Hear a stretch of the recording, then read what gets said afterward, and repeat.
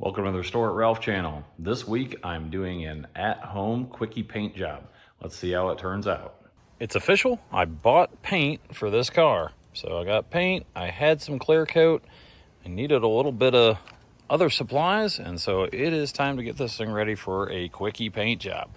I don't know why I decided to do it.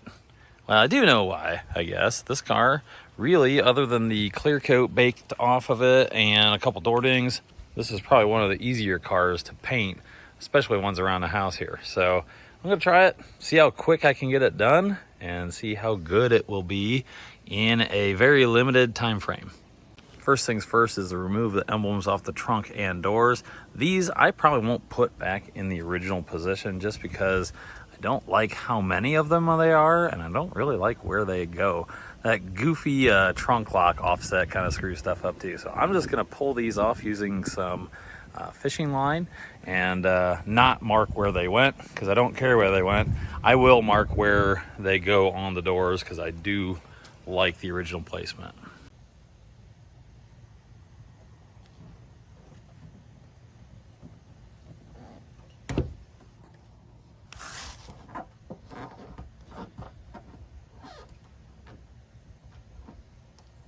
Number one, I moved over to the shade. Number two, the fishing line was not going so well. It was wanting to snap off when I was sawing through there.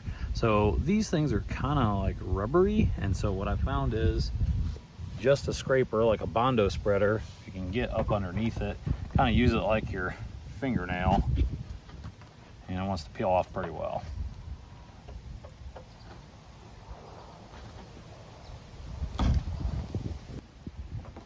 Trunk is debadged. Finished it up with some Goo Gone just to get some of the residue from the adhesive off. And you can see how much glossier and redder it is behind the old letters. There is an actual difference in thickness of the paint, and I'm gonna have to make sure that I basically almost block sand this out so I don't have halos of the original emblems sticking out. All right, next step in the process is gonna be taking off as much of the trim and lighting that I can, because the less masking I have to do, the better. Ideally, I'd love to leave these mirrors on and just mask around them, but I think it's gonna be way easier to paint the actual door with them out of the way. I'm probably not gonna be able to get away with just painting over these door handles. I'm gonna have to take the door panel off, pop these things out, then I'll be able to actually get the door painted correctly.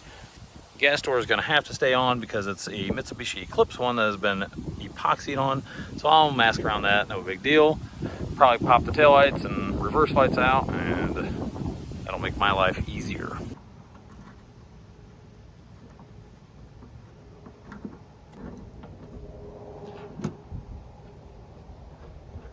Now, instead of having a tape line around the outside, I can just sand up to the edge, mask this off, and then it'll look good and won't peel later on.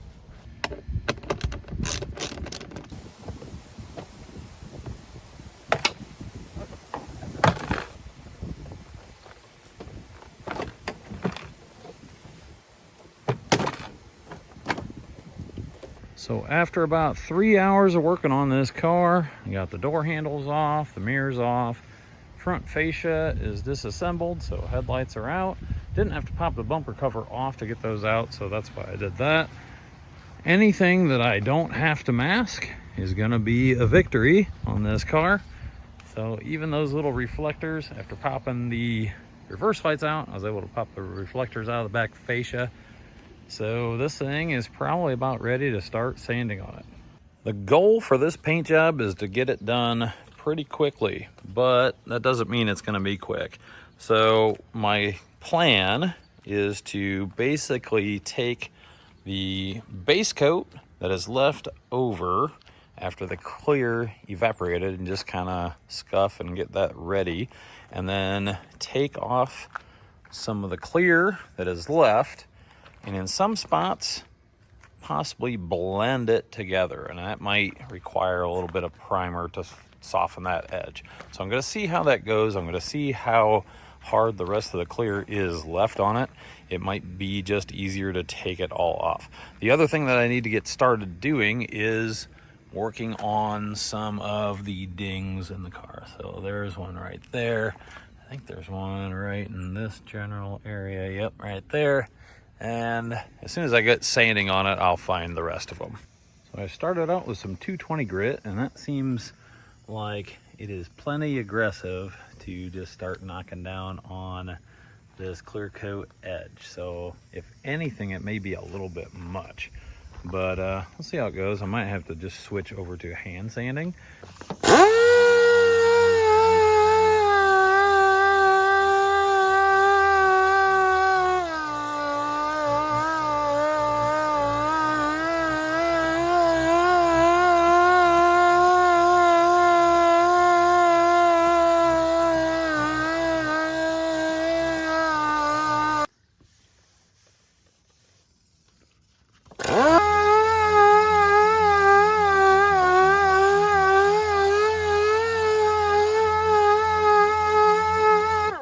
Quite a bit of progress today. Sanded on this thing for maybe an hour. Got a lot done. Trying to see if my plan of leaving the base coat there is going to work, because I keep sanding through it, but it still might have enough factory primer, and then I can add a little bit more on top of it. I'm really trying to avoid block sanding this car. Big hiccup that happened during all this though is my compressor pump started knocking. So my compressor is kaput. It is 15 years old or more, and I've been nursing along for a while, so I probably wouldn't have started this project today if I'd have known that it was going to blow up. But oh well, whatever. I'll keep trying and see if I can get the shop back in order and keep on this car. Not the project I wanted to do this morning, but I'll get this thing unloaded and in the shop and maybe back in business. I've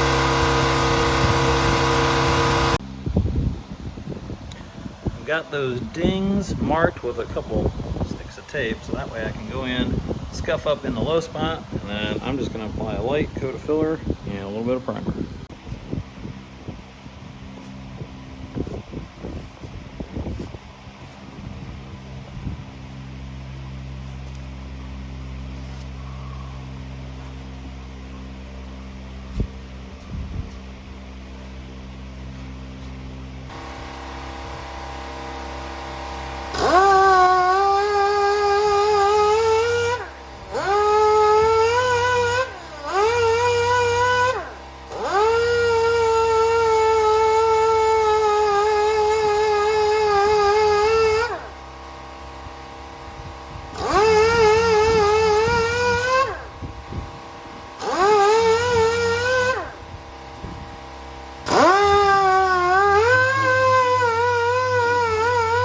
So for these two small dings, I didn't feel like getting my gun out and mixing up primer, so I'm going to just use some high build out of a can.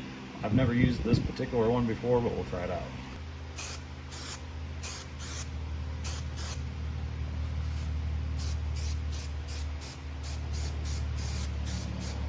Do a couple more light coats of that, let it dry, and then block it out.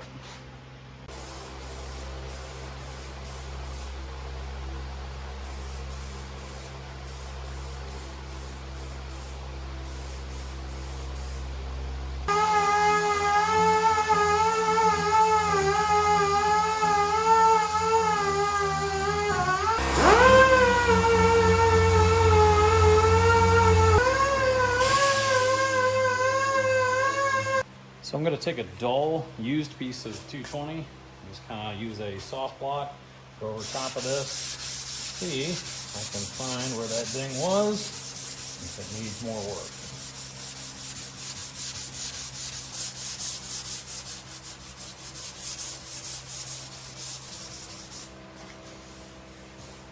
The worst thing you can do on bodywork is rush it, but that's exactly what I'm doing. So you can see these two little dings, they're working out pretty good. I actually rushed the primer. It was kind of balling up my sandpaper, so I need to let this dry, then hit it with another coat, and probably go over it real lightly again.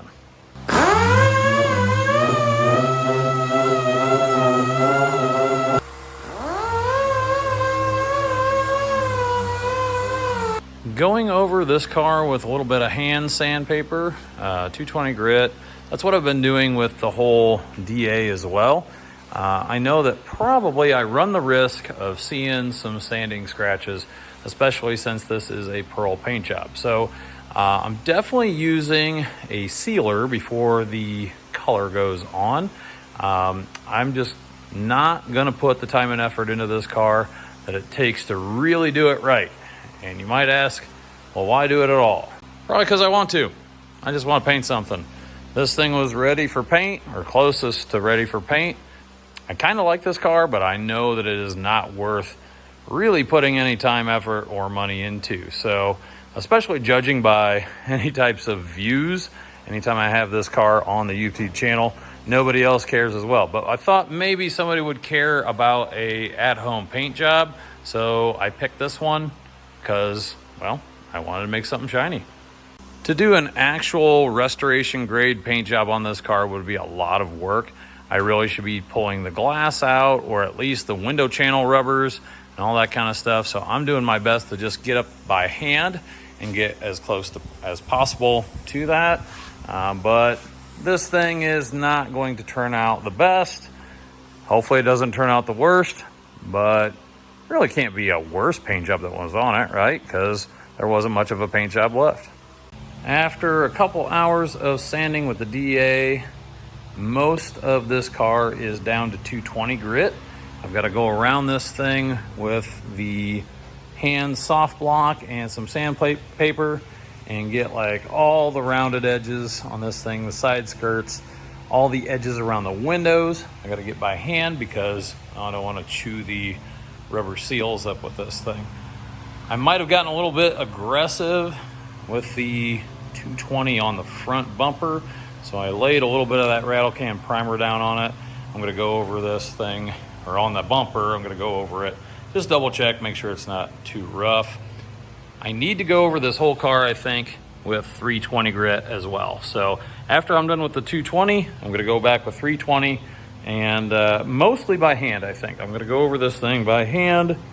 This thing is not a restoration. It is a scuff and shoot. That is all I have in me for the day. It's about 8 o'clock, and the whole car is 220 grit.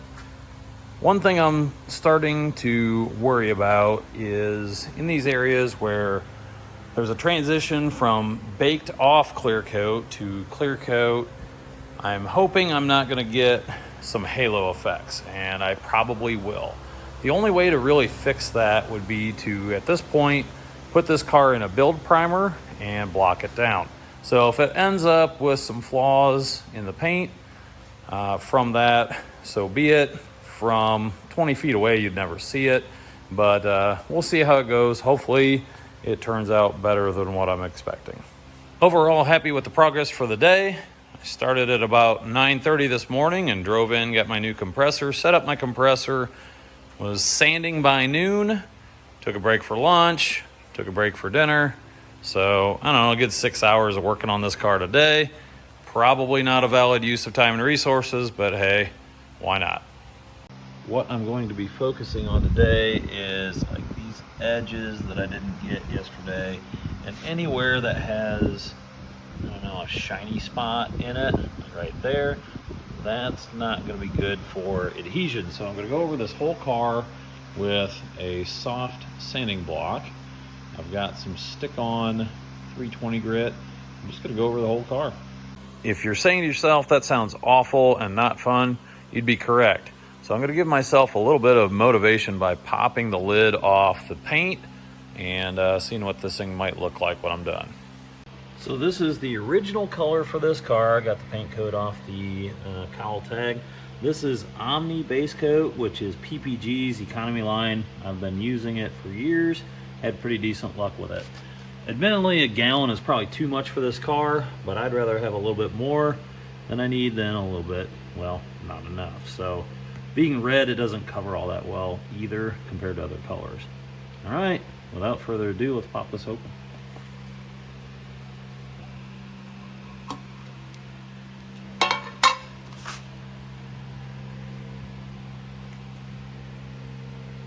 Yes. It's gonna be pretty. All right, I better get sanding on this thing because the sooner I get done with this, the sooner I can get that on the car. Ugh.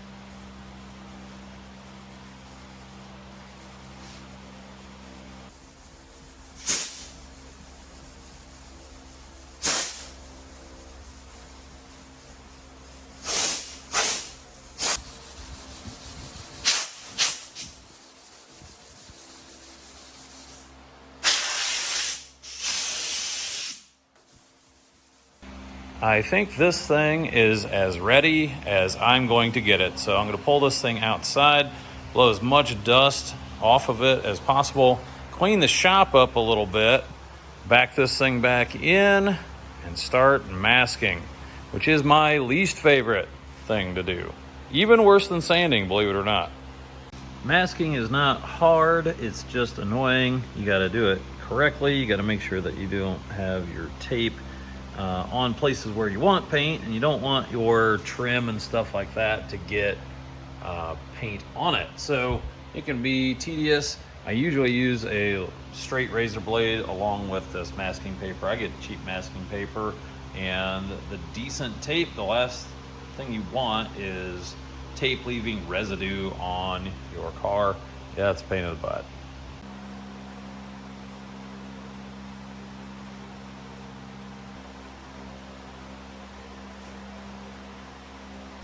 I am beat and pissed off and tired of masking, but I think it's done. I officially outlasted my clock. It fell down, but this thing is going to be ready for paint in the morning. So I'm going to start off with sealer, go to base coat, and then clear coat. I'm going to start out with an epoxy primer, thin down to make it a sealer. I like to use a sealer, especially when I'm trying to do blending of bodyworks and different layers here. Hopefully that'll seal up some of the different layers of paint, clear, primer that's kind of showing through here after scuffing this thing up.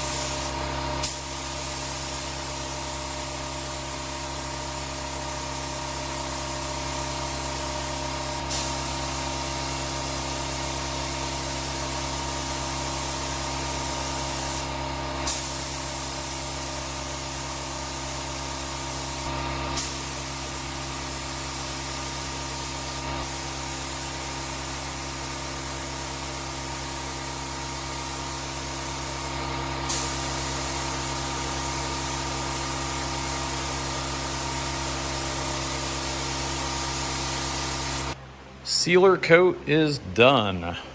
No obvious big flaws that I can see.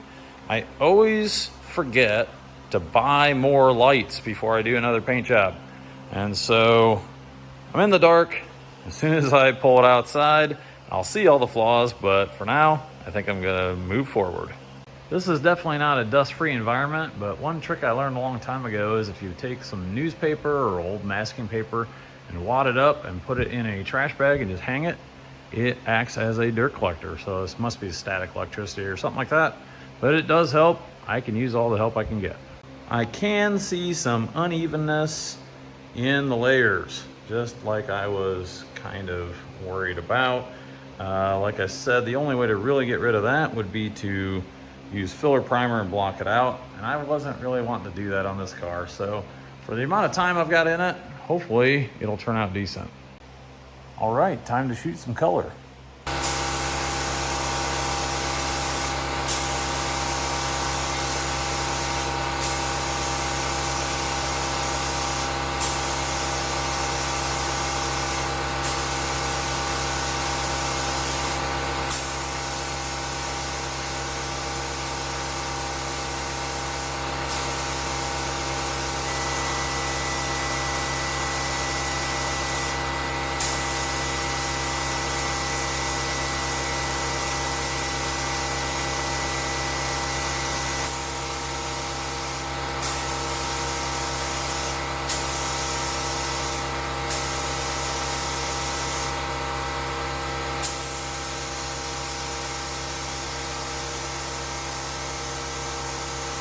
First coat of color.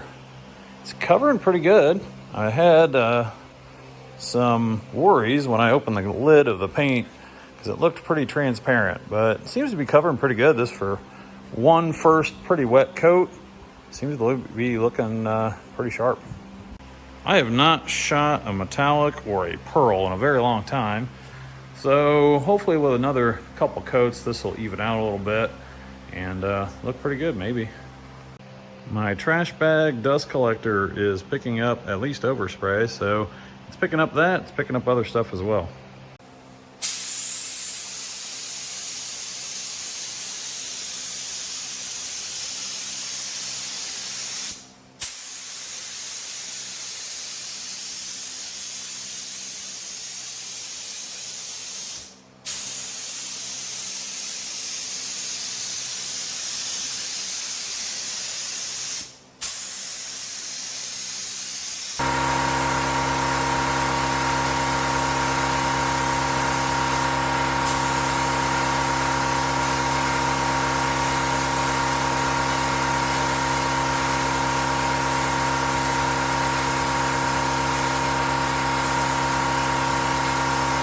Three coats of base. It is red. I think it laid out okay.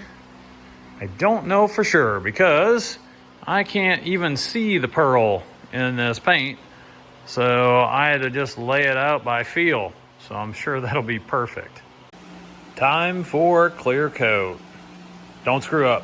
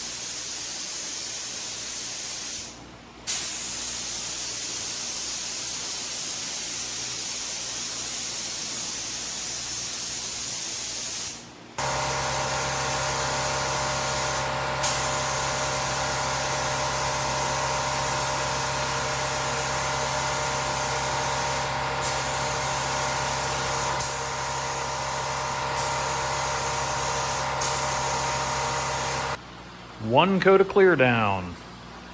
Lots of dust, lots of orange peel. That's a Restore It Ralph style paint job.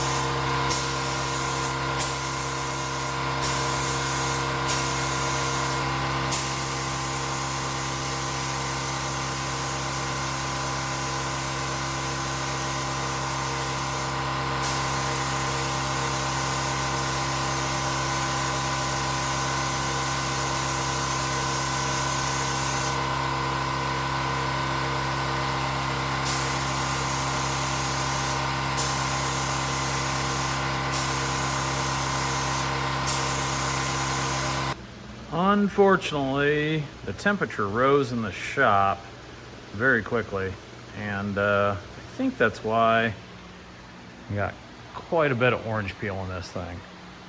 This thing's flashing off pretty quickly, and it's not really giving it time to melt together. So a wet sand and buff will be in order for this thing, unfortunately, but I expected that.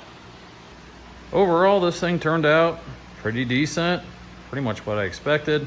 I was able to get 2 wet coats of clear on this thing, so I got enough on there to do a quickie cut and buff. I'm not gonna really try and get all the orange peel out of it, just get the dust out of it, make it look like a factory paint job, and make it look presentable from 20 feet. The good thing for my viewers is, since I'm a mediocre painter, you guys will get a bonus video of me wet sanding and buffing this thing. Great. I love that color, looks pretty sharp. I guess I probably should have waited for a cooler day to do this, but I don't have a climate controlled shop. So if I waited for perfect weather, I'd probably get nothing done. One thing I did differently this time is I actually bought some of that foam masking tape for door jambs. Normally I just take tape and fold it backwards and whatever, and I just wanted to try that this time. Found some cheap on Amazon, so we'll see if it actually did what it's supposed to do.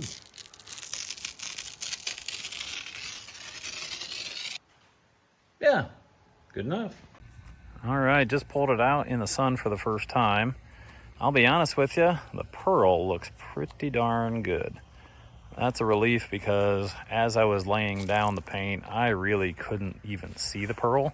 I really need to get my lighting situation sorted. But I'm pretty pumped. This thing needs a lot of wet sanding and buffing.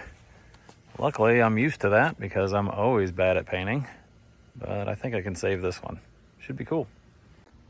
This is an example of what tractor paint looks like after 2 years sitting outside. So my son painted this thing 2 years ago with a spray gun, with tractor paint and the hardener in it.